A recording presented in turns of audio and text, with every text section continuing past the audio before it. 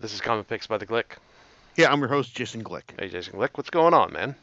Hey, John, it's like I'm good to be here. How about you? I'm great. What you got on tap for us, man? All right, so it's like 2 years ago, actually, it's like John and I talked to you about it's like a Batman title. It's like, I mean, holy crap! Like us talking about a Batman series on Comics by the Glick. I mean, like like Daishoku, man. It's like, I mean, holy crap! Who would have expected this? You know? Yup. Yeah, but White Knight was basically had like a killer premise behind it. Basically, what if the Joker got the medical treatment he needed in order to like basically be a normal person again? What if he actually like what if the medical treatment he got that just he turned him into a normal person again, and this person just decided like, hey, take up a crusade against like all that he had stood for previously. It's like, and basically it's like, like wanted to like make Gotham a better place and all. It's like just fight against all the super crime that he and Batman had been like fighting against and fighting with each other. It's like since like the dawn of Batman and whatnot. So I mean, you remember this, John, right? Yep. Sure do. Mm-hmm. There's some other things that were brought out by that series because it's not in um hmm it's It's not in like a regular continuity. correct. This is like outside like the regular DCU continuity that we've been like dealing with like for like for like what for like as far as we know for this series. Correct.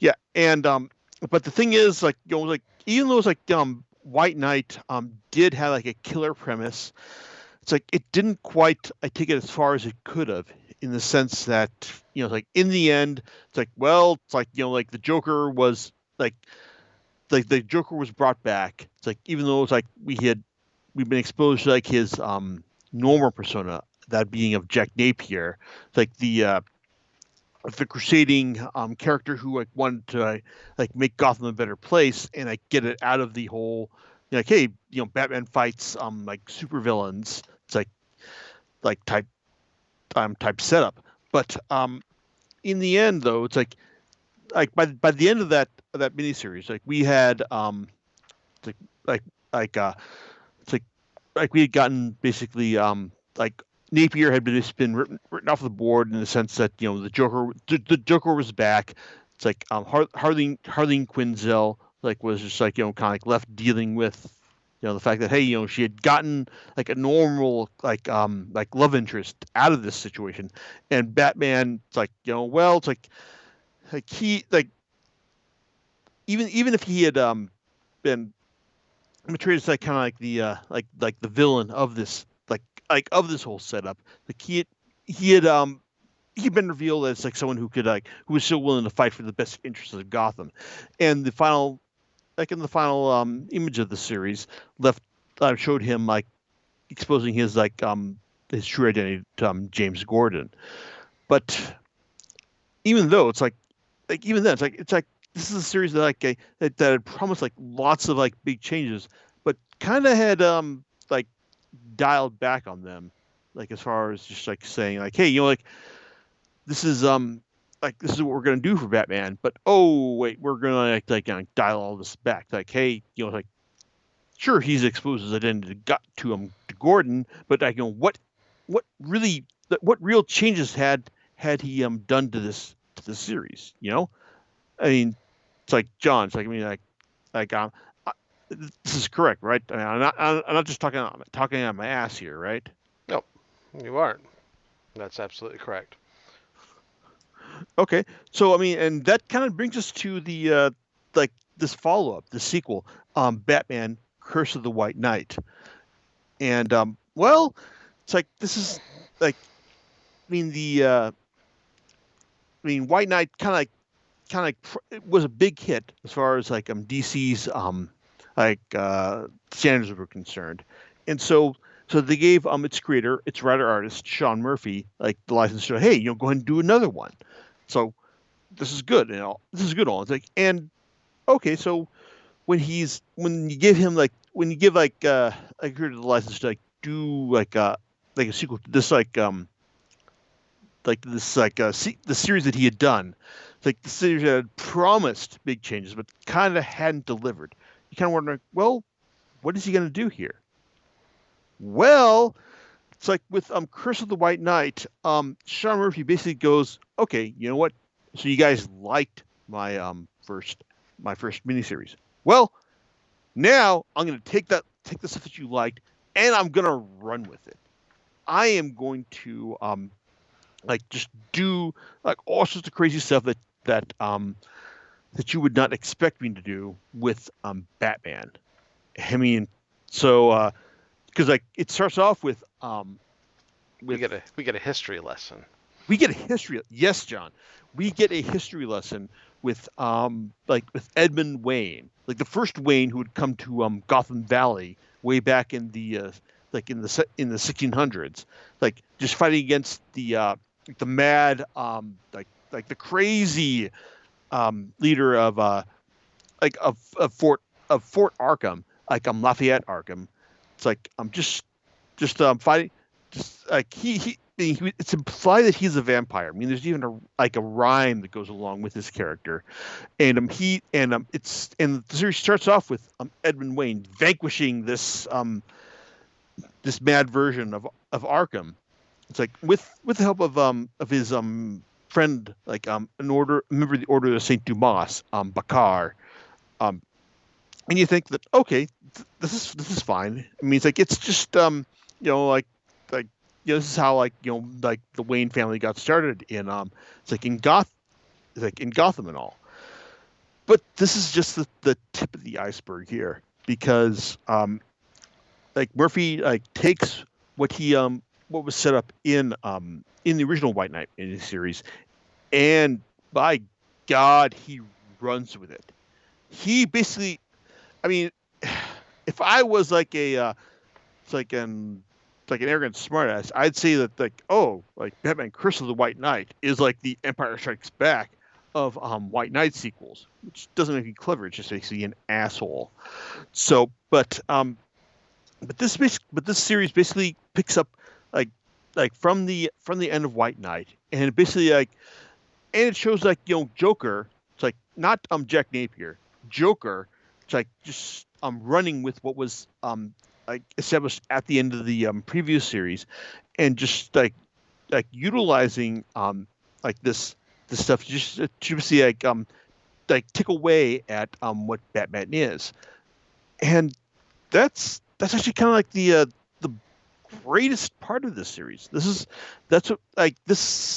mean, Murphy basically takes this whole alternate continuity, this own continuity of Batman that he's established, and just uses it to just knock away everything that Batman that we know about Batman. I mean, from the from his relationship with Gordon, from his relationship with the GCPD, from his relationship with Gotham, with Gotham in general, to his very identity as well. It's just the fact that we find out that wait a second, maybe Bruce Wayne may not be Bruce Wayne at all.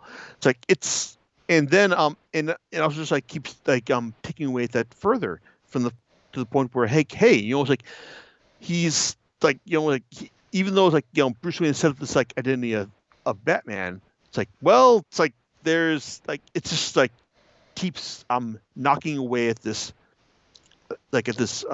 his identity as well, because while Murphy digs into the history of of the Wayne family in Gotham, and also how the Order of Saint Dumas ties into that, well, it's all due to him just looking at Batman and just going, wait a second, here's a character who is locked into fighting against various supervillains. It's on a monthly basis. Well, you know what's I'm just gonna dive into that. I'm just gonna start taking that apart, and I'm gonna look at this and go, wait a second, what if that is not the right idea. What if the right way to like for Batman to go is to like break him down like over the course of the series. So I mean, it's like that's the vibe I got from this, John. It's like, Hmm. what about you? It's like, Well, yeah, certainly. He's providing an alternate history, one that I don't think really has been established before, um, in order to tell this particular angle of Bruce Wayne and Batman. But specifically Bruce Wayne. This is a story about him. you mhm, know, and about his family lineage. And when you look at what he's done with it, you're gonna, it's interesting from some perspectives. Um, Although, I particularly thought that, you know, uh, it's kind of there comes a point in this story um, where it almost breaks his character, and you're like, whoa, that's pretty interesting. You don't expect to see that, him acting in a particular way, because I think that he in there, and then Harleen Quinn's, Harley.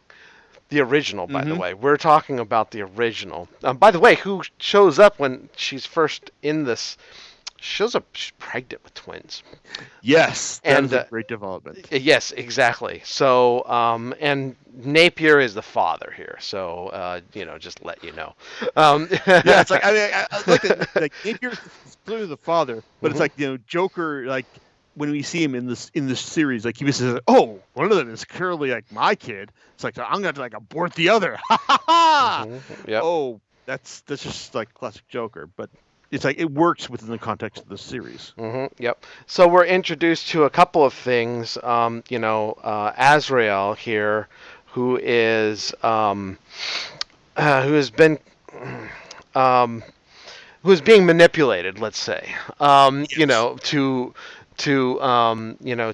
to understand like what his lineage is. So this is a kind of a different spin on it altogether, and to the point to where we even get to uh, some of the I forget, and I don't remember what they called themselves. The The Order of Saint Dumas. No, that's not what I'm talking about. Okay. I'm actually talking about the, like Batgirl and Nightwing and all of the, I Oh, forget the organization the that there was GTO. established. Yeah, the GTO. So, that was established It's like in they're the like previous one. they're trying to like establish like a it's like basically like make Batman's methods.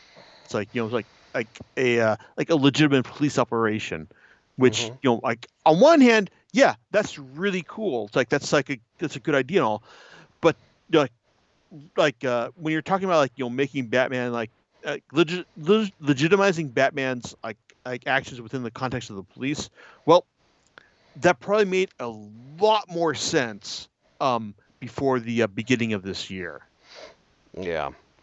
Yeah. So, um, and in a lot of ways, what we see is, Bruce Wayne coming back and saying like, "Hey, and teaming up with Harley Quinn, by the way, Yeah. to unravel what's going on, and we get some really interesting scenes here, where the manipulator of him turns out to take control. Let's just put it that way, because I think that this is a story worth everyone reading, and I don't want to give everything away here. So I think that when you look at that, and that Azrael is the true Batman. So the one that Yes. actually should be bringing the justice here. And this is what I mean by a breaking of the character. However, we do get some interesting. We do see um, we do see some the dispatching of a lot of the old criminals in Arkham. So from Yeah, it's like that. I mean, like that's one of the things I liked about this series, in the sense that, after like the first series, just kind of like, like kind of like teased at like knocking away a lot of like the standard Batman like conventions. This Curse of the White Knight actually makes good on it. It's like it's Mhm, basically just all about just like knocking away all of the like the standard conventions that are key to the Batman mythos, especially like what you just said. The like hey, it's like taking out all of the familiar Batman, the Bat villains. It's like mhm, when Azrael, it's like just like goes through Arkham and just like murders. It's like almost the entirety of Batman's Rogues Gallery. It's kind of like like, oh, you're just kind of like, oh, like crap, and it's like well, what's left for Batman after that? You mhm. know? Correct. Right. Absolutely. Like I said, there's yeah, not too much there, but he's um and one of the key events here, spoilers, even though we've kind of been talking about this, and one of the drivers is that Gordon, is he commissioner? I believe he's running for mayor in this, He's actually. running for mayor. It's like, Hmm. I mean, and then there's some stuff that like comes out that he's like kind of tends that like attempts to handicap his run for that. But Hmm. then like there's some stuff that happens that like, oh well, it's like Gordon, it's like, well, he's not going to be mayor after this. Hmm. Yeah. Yeah, But it's like it all goes to like the whole, like we're knocking away all of Batman's support mechanisms here. It's like, and absolutely. yeah, it's like, and that's what I liked about this. I mean, it's like it's just like taking a look at what Batman is, and just and on one hand, it's destroying all this, but also it kind of promises. It doesn't just like say like, oh, wait, there can't be Batman after this. It says that like, oh, well, like maybe there's something else after Hmm. this. Now, some of the more interesting things is that we do see Barbara Gordon getting her back broken almost by Azrael Yes, when she comes after him in a rage. So let's just say that. Um, and and then that gives us kind of the classic, in a wheelchair, Barbara Gordon, but then she's we going through. She's going but through rehab she here. goes to rehab. She actually recovers from this, Hmm. almost breaking. She almost has her spine, and like she almost gets paralyzed. So I found that interesting. I found a lot of the things here interesting. Thematically, there's a lot that talks about the elites, the people who are in control, and of Gotham. And I thought that that was pretty particular there. Hmm. And the hold that had. And then when Bruce Wayne discovers a lot of this, and his reactions to that, they're all in here. This is and I think that's it's kind of an interesting um, way of going about telling his story, and um, I think that there's a lot here. I think, and one of the things that I did like, and I mentioned this before, is the relationship between Bruce Wayne and Harleen. I just think this is Yes. great. I think it's really cool. Because she he originally, so Batman goes to the Joker to try to get some information, but it's discovered that it's literally the Batman persona that prevents him from That provokes the Joker. Like, promotes the Joker persona, and he can't. It literally can't force it out, because if you remember at the end of the other novel, when he's sitting there, he's literally just like he's starting to just lose it, hmm while he's working with Batman. And this one here, so they pretty much come up with the idea of like, okay, well maybe just Harleen can talk, and that seemed to work. And she finds out the secret. at that point. Yes. And this secret is the thing that and Napier basically tells her this break him. So Yeah. I mean, I mean, it's like the secret she found out. Yeah, on one hand, yeah, you look at this and think, oh, when we realize what's going on, like, then you think, oh man, how's he going to like deal with this? But then when he finally like comes finds this out and he comes to grips with it, well, like he actually deals with it, like in a mature way, in the sense that, like, okay, I this is how it is. I'm gonna go with this, like, from here on out. mhm. So it's like it's nice. It's like it's a nice balancing of the scales, in the sense that like in the idea that, well, we find out, like, what like who Bruce Wayne really is, and then we find out that, oh, when he finds out, when that's taken away from him, well, like, he realizes that, hey, you know what, that doesn't matter. It's like, my goal here is to basically make Gotham a better place, like, and like as it is, and that kind of like carries over to the very end as well, because at the end of Curse of the White Knight, I mean, it's like, Bruce Wayne is taken in. It's like he's, like, thrown in jail. It's like, and he's just trying to and we're promised the trial of Bruce Wayne for like the next volume. Hmm. But at the same time, there's still this like this hope, like this like that this idea that that Batman has foreseen all this, and that he's going to, like, find a way out of it. Because I don't want to give anything away, but, when we get to, like, this character who is shown at the very end of Curse of the White Knight, well, it's like, it kind of implies that that Bruce has, like, he's got a plan. Am I right, John? Yeah, absolutely, Yeah. absolutely. So yeah, I would definitely say I'm looking forward to reading anything that he's gonna come up with in this. Um, some of the more interesting things are the Easter eggs that are in this volume. Yeah. And Like Juice and Blood. uh, yeah, so there's some of the sound effects. I think that's funny from the '60s TV series. Um, we get the tumbler, but we also get the most classic We get Batmobile as Batman well. '89's We get like Batmobile. It's hmm like, 'cause, yeah. like, I mean, like, well, this, like, Murphy is the guy who basically, like, established, like, the Joker as like his real identity as Jack Napier. So hmm he's got, like, a lot of love for Batman '89 right there. Yep. Yeah, and it's not just having that Batman '89 Batmobile in there. It's how it works too. I'm just gonna say that. And Oh, I was like, shields. that's nice. That's really cool. So yeah, shields. Yes. I was goal. I was like, oh, yeah, that's fantastic. So yeah, because well, it was a very influential film. So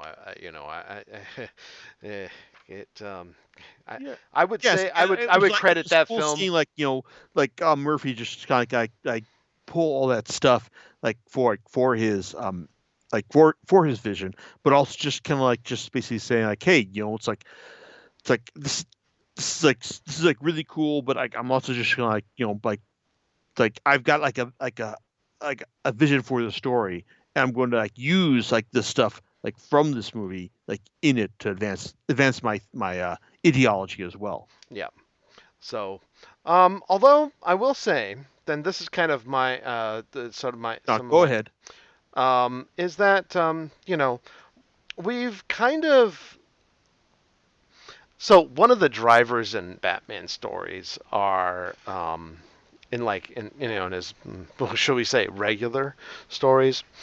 Is DCU stuff, yeah. Yeah, so is basically that the trauma of what happened to him as a child is a driver of him being a vigilante. I mean, it's essentially the story, right? Hmm. I mean, it's so common. It's always there, right? So and and it causes him in most of it to act a particular way. not killing, not using guns and things like that. You know, not Yeah. killing his And adversary this is right something out. that like comes up at the end of White Knight as well. Absolutely. And, so I think that overall, like, when you see this and you're like, wow, this is, to me, it's refreshing to kind of break that mold. And I'm going to say the story does that.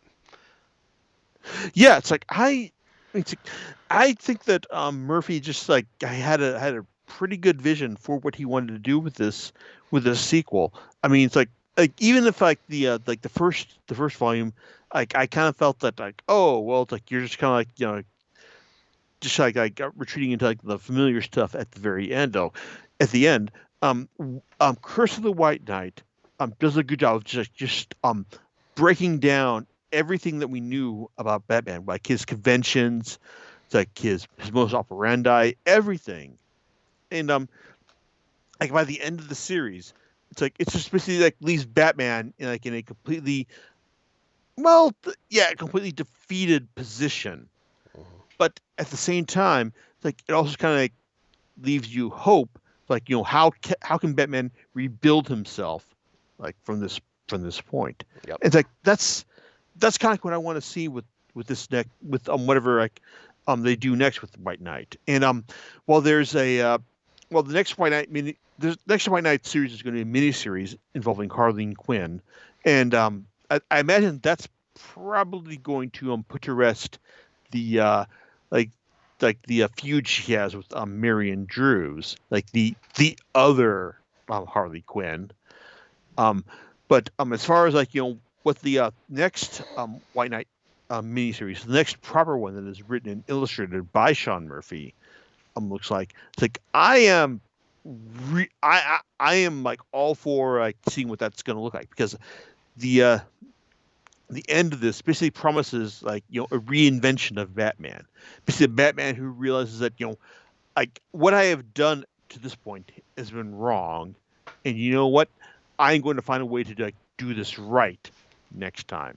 It's like that's what I want to see. That that kind of excites me. Like a Batman who like acknowledges like his failings and does the right thing, like from here on out. But what does it look like from here? I can't tell you because like Curse of the White Knight does a good job of just breaking down like everything Batman has done to this point, Yeah. but breaking it down like in a good way. Yeah. So yeah, it's like I want to see what he does with this next one. I'd say, yeah, he's definitely changed a lot of the game pieces on the board. So, so this is going to be a thing. And by the way, I did get the volume off of Amazon, and it's You and me it's both, it's a hardcover edition. And what's and nice, it's worth it. it's really worth it. Oh, and It's I guess we also got to talk about Von Freeze as well. Yeah, in the couple minutes we have left here, but I just wanted to mention that this, if you take off the slipcover, the art, I mean, it's nice. This is one of the nicer volumes. I'm just gonna say that. And by the way, Oh, I Sean do, Murphy is like a fantastic I artist. love the art in this. It's just it's amazing, and it's good stuff, So yeah, with that, yeah, there is and so he did mention in the end here that he wanted to put this in, I believe, with it, but it's kind of more of a, it's a bit of a this extra story that you're talking about. It's not illustrated by him. Yeah, Um, it's sort of by Klaus Jensen. mhm. It's like he Jensen is like he's a legendary inker like for his work with Frank Miller on Daredevil and the and Batman: The Dark Knight Returns. But Jensen is also like he's like really like respected artist in his it's like in his own right. And like Sean Murphy talks about like how he got to got to know Jensen like like in his like in work in it's like in working at his school, but like it's I gotta admit like that the Von Freeze one shot here. It's like I mean on one hand it's like it's an attempt to just like square Murphy's like retconning of of Victor Fries as being like his family being like a refugee of like the Nazi like it's like the Nazi research engine. It's like, and that's it's like, and on one hand, it's like okay, I can understand like that makes a certain amount of sense, but at the same time though, you're also talking about like retconning like a story where like oh it's like it's like the it's like we're making like this German it's like this German war engine. It's like like we're squaring this German war engine within oh what am I trying to say here? Like this German war engine with like standard comics Yeah. like stock comics aims whatnot. Yeah. I thought that was an interesting spin. Like, he's also going into the back history again, retconning Hmm. some stuff. But I think in this universe, it's fine. He talks about von Fries and how he worked with Himmler because in history that was if you remember, that's a big part. Like, near the end of the war, they were looking into a World War II. That is, Yeah, they were looking into really weird kind of technologies. It's like, and this is actually a documented fact. But this here is kind of like a dovetailing of that. This story into that. Into that historical fact, like, hey, he's developing this freeze type weapon. So this yes, is like we're dealing and with like freeze beams within like ancient Nazi Germany. right, It's like, and right, we're also like saying like hey like they were also using like these Jewish captives to like fuel this research and whatnot. yeah. And okay, it's like I get that, but it's also kind of like oh, it's like this is kind of like really weird and like awkward with I like Yeah, I think, and that's the reason why he said he just, it's a one shot. It's kind of like it it doesn't serve much it it's doesn't. really awkward. Yeah. It's like to try and like legitimize like the awfulness of the Nazis within like a comic book context. Yeah. I mean, it's like I mean, like looking at this, I am constantly reminded of like Magneto's like history within like Nazi Germany, Yeah. in the sense that this is kind of like Magneto's like history is kind of like it's perfectly squared within like this stuff. This is like he's like all of his actions are like motivated in the sense that hey, like he lived through this stuff, and like he lived through like Nazi Germany, and he realized like oh well, if like everyone was like whoever was given like like unlimited resources to like to fight against my people. It's like Yeah. this is what we're gonna get here. So I mean that like Magneto's mindset like kind of works and is squared against this Nazi mindset. But Victor Fries, maybe not so much. It just kind of feels like it I mean, I kind of get what Murphy and Jansen were going with here, but it's not the same, like for lack of a better term. Yeah. Yeah. So yeah, I think it's fine sitting where it is. Quite honestly. So, what's your final thoughts on this? Usually, you ask me this question, but Oh, oh yes, that's true. But I think that Curse of the White Knight is a superior sequel to the original White Knight miniseries, and it's like, and just in the sense that like it basically takes everything we knew about Batman and just knocks it all away, but also sets it up for like for a new story to be told. It's like subsequent to this. So yes, I I really enjoyed it, and I really want to know what Murphy has in store for this after this, both for the current like White Knight like Harley Quinn series, and just what he's got for like Curse of like for whatever his White Knight Volume 3 series as well, because like it's gonna be like the trial of Bruce Wayne, but what shape this trial is gonna take, I really want to know. I I want to I want to just see like what he's going to put Bruce Wayne through, like for everything he's done up to this point. So yeah, it's like I definitely want to like know what's going to happen after this. It's like, and hopefully it'll take like less than 2 years to figure it out, but Yep. we'll see. All right. Yep. Yep. I agree with you, and I can't wait to read what he's got going on next. So, uh, thanks for joining, and we'll catch you next time on Comic Picks by the Glick. All right, take care, John.